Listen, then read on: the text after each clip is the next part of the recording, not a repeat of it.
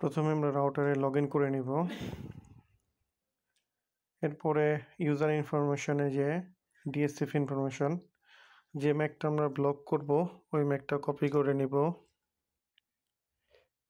Copy করা হয়ে গেলে সিকিউরিটি ট্যাবে ক্লিক করে সিকিউরিটিতে যাব, ম্যাক ফিল্টারিংয়ে যাব।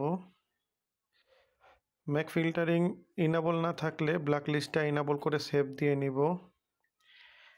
এরপরে নিচে ম্যাক ডেস্টিনেশন আর সোর্সের ভেতরে ওই ম্যাকটা দিয়ে সেভ করে দিলেই ইউজার ব্লক হয়ে যাবে। এতে করে ইউজার আর ইন্টারনেট পাবে না।